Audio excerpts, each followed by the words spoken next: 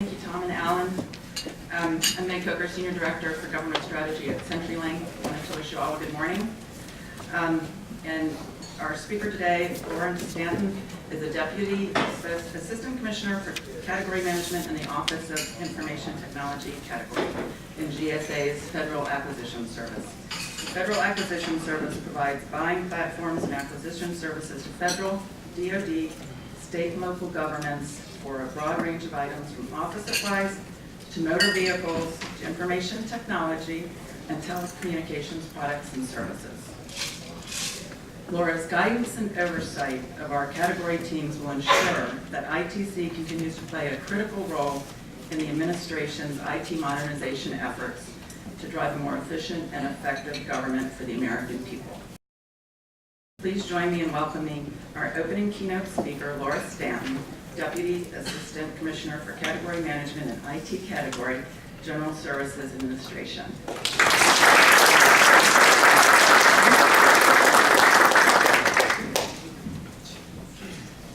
So thank you very much, Meg, for the introduction.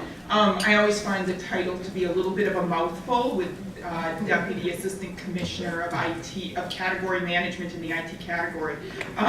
It was not done for efficiency, apparently. But also, not only thank you to Meg for the introduction, but also thank you very much to IAC for hosting this event and for the invitation to speak to you today.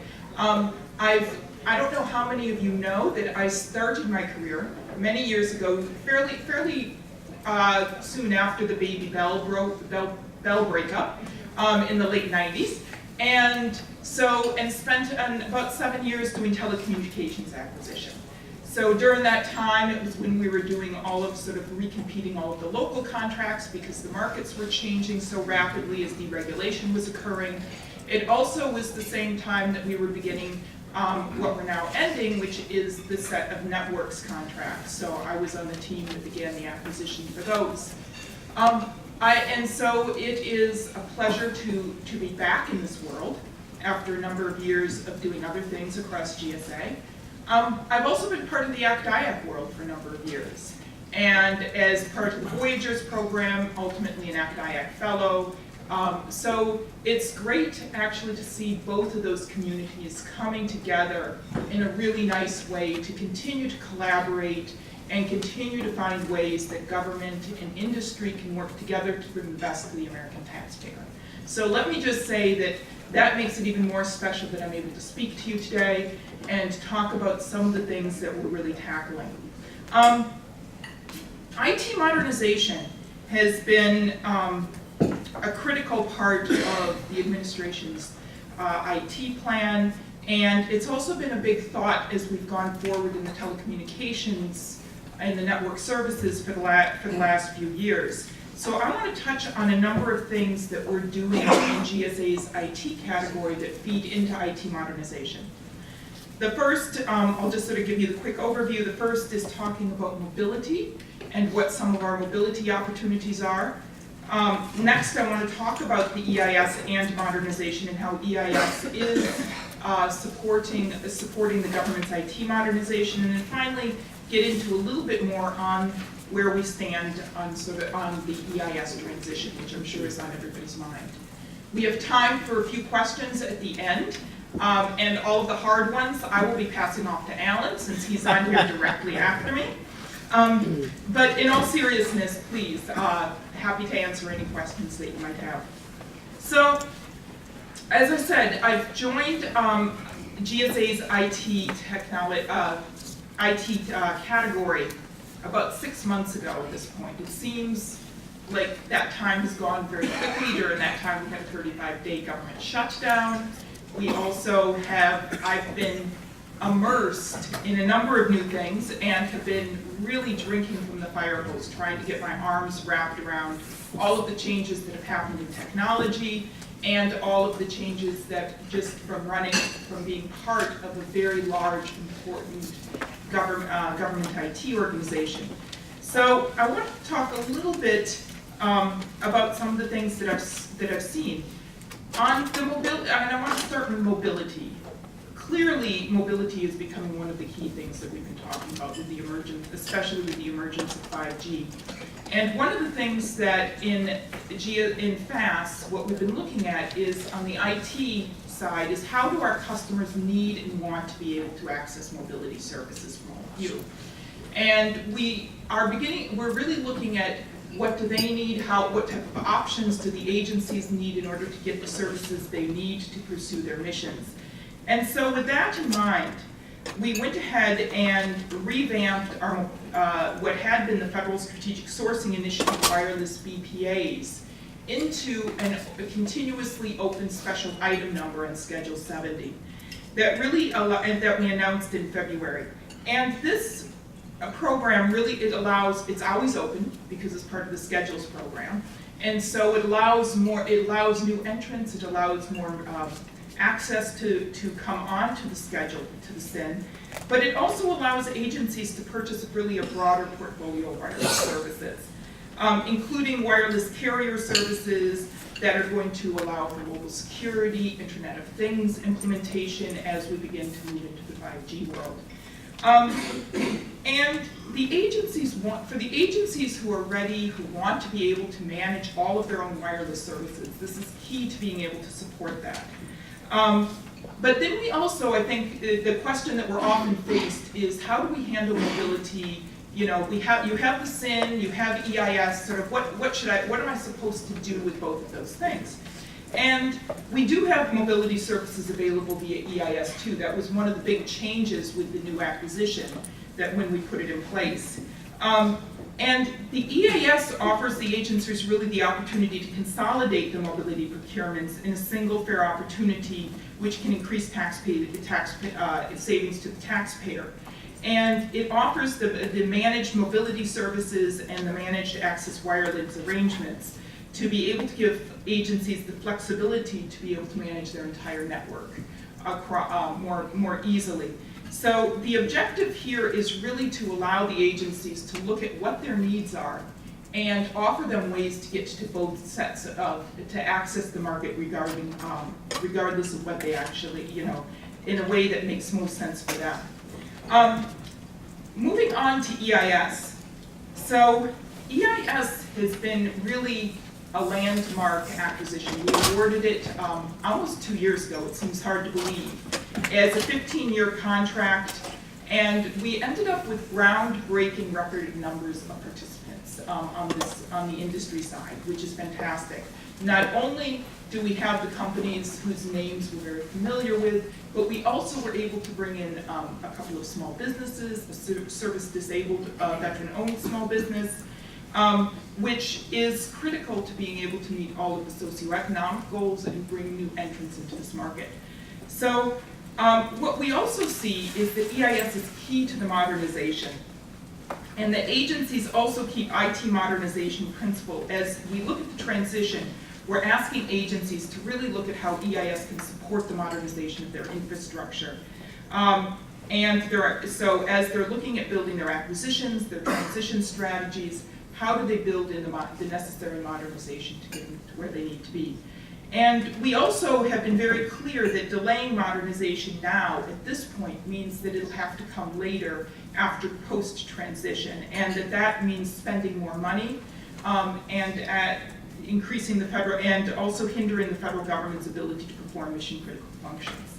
So that's been one of the messages that we've shared across the agencies as we've had conversations with them.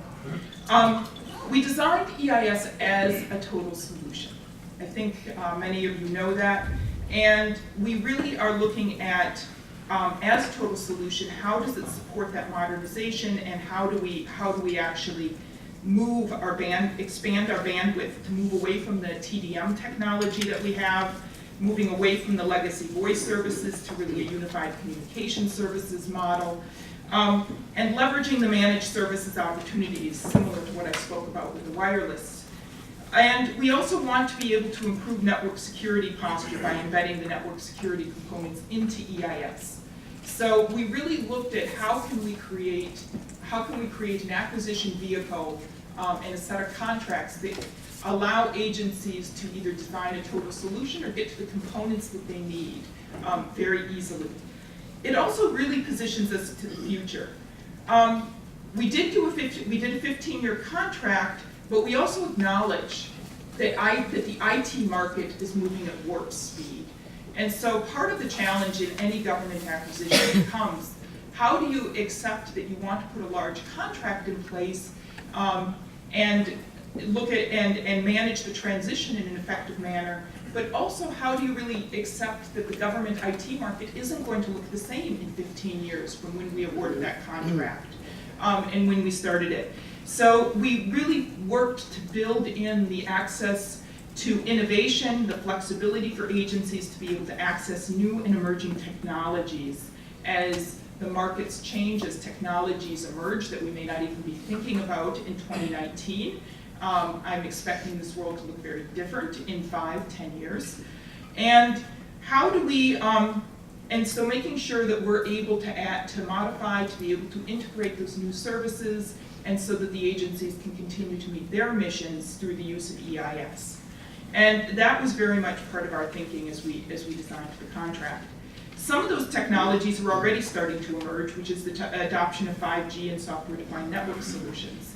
So I think many of you know 5G is really going to increase the capacity that we can carry on our wireless networks, at the same time decreasing the latency in those wireless networks, and giving customers choices in how do they look at their infrastructure by, if it makes sense, to even transitioning wireline infrastructure to a wireless infrastructure as 5G gets built out more across the country.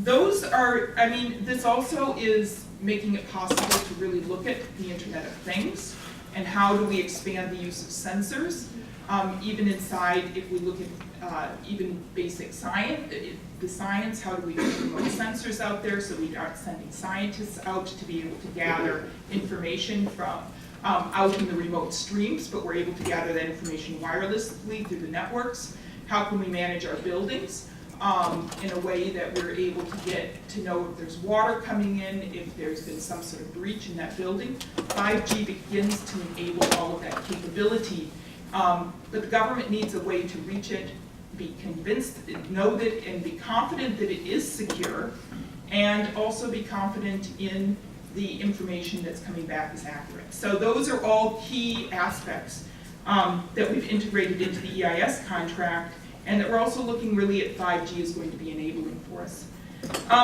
Additionally, software-defined network solutions are really going to enable agencies to be able to rapidly provision their networks for enterprise solutions while delivering better network performance. And we already can see that that's all happening at a lower cost through the EIS program, which I'm excited to be part of. So those are some of the capabilities that we've been talking about. We've been spending a lot of time with the agencies. We also were beginning, and when I say we, in this case, I'm looping Alan in here, all of this with me, since the two of us are joined at the hip when it comes to the EIS and the telecommunications program.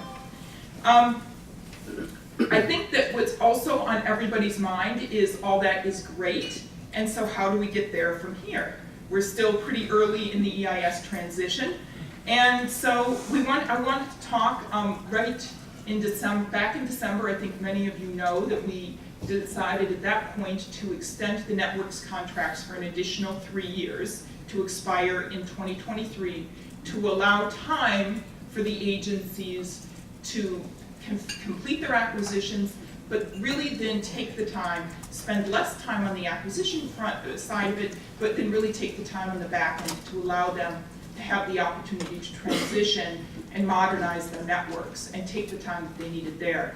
So from today, agencies have just approximately 4 years to transition to EIS. And as I said, most of that is, we have some acquisition milestones on there, but then we also have the technology migration that we want the agencies going through. So let me run through some of the dates. One of the things when we were talking about the extension of networks, we really wanted to make sure that we were putting a series of progressive milestones in place that allowed the agencies and GSA to be able to track along the 4-year path about what progress that they're making. And the first of those milestones is September 30th, 2019, is the deadline for awarding EIS task orders. I would say that not making that is a yellow light at this point. It gives us an indication that we might need to do more work with those agencies, that we've been out there talking already, doing a lot of agency visits, having those conversations, understanding where GSA can assist them in getting through and working through the issues around modernization and transition. The next deadline is March 31st of 2020. At that point, that's when we go from sort of the yellow to the red lights. And GSA will limit the use of the extended contracts for agencies that have not yet made task orders on EIS. Then by March 31st of 2022, we expect to have 90% of the agency's telecom inventory off the current set of contracts. And I talk about networks, but in there I'm also including WITs and the local service agreements that we still have across the country. But by March 31st, 90% of our inventory must be off the current contracts and move to EIS.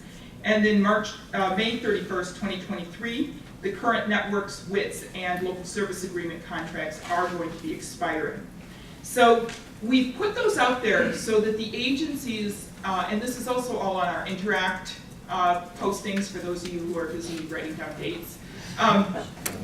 But we try and make it simple and get the message out there. We've been working on this.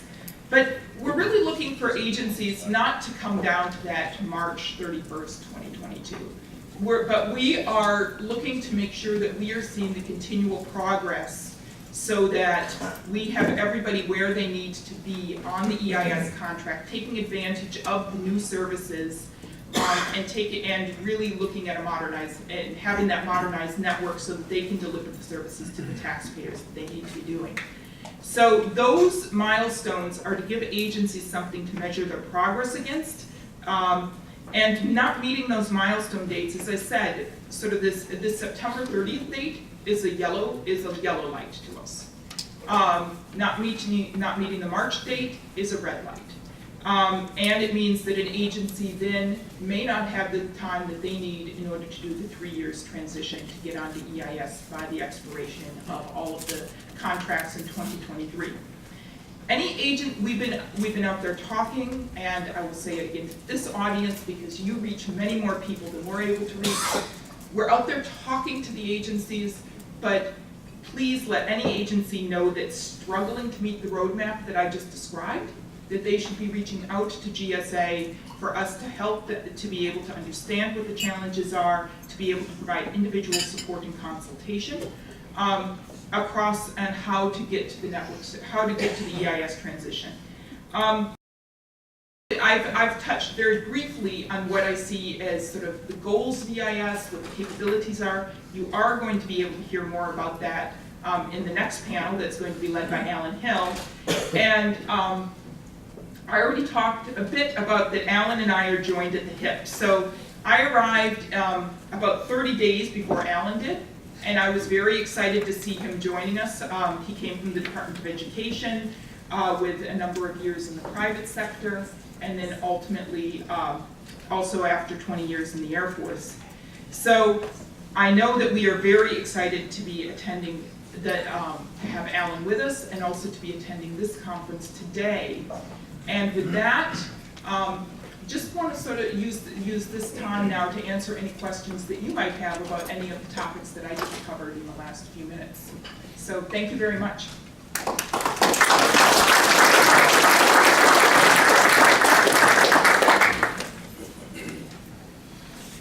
Paul? Yes, Jim, you're like right there, I think. When you're talking to those agencies who are looking at a yellow light or red light, are you seeing some common reasons why they're struggling?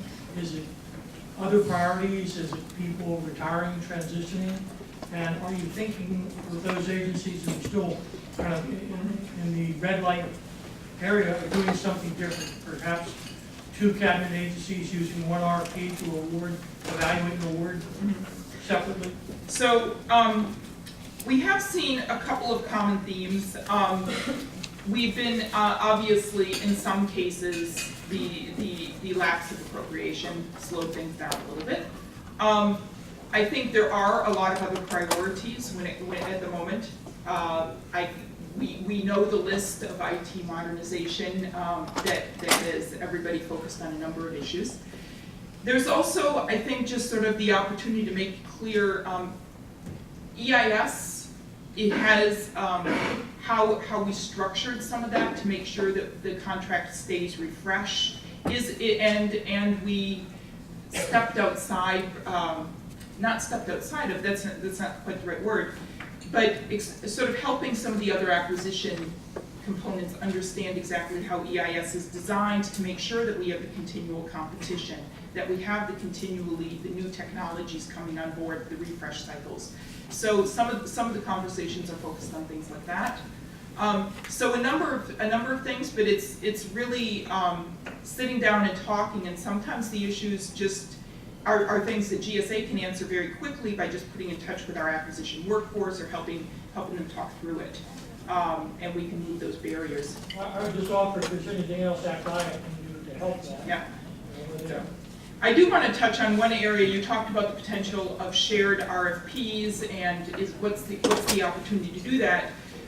We are doing that with our small agency Native American tribes, where we've really looked at where we have the opportunity to combine some of those requirements so that all of those smaller agencies aren't out there having to do their own acquisitions. I will say, I didn't touch on it in speech, but we did look very closely at all of the things that we learned and all the lessons learned that were documented from the networks transition. And we've really tried to put those in action so that we don't repeat the same mistakes.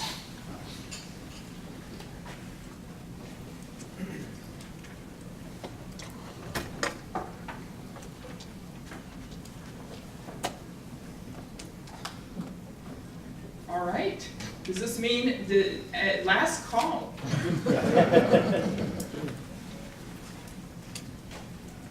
Okay. Then I have a hard time imagining that none of you have questions after some of the things that I just touched on. Either that or you're holding them all for the rest of the panels. And you took my threat seriously that I was going to pass off all the hard ones to Alan.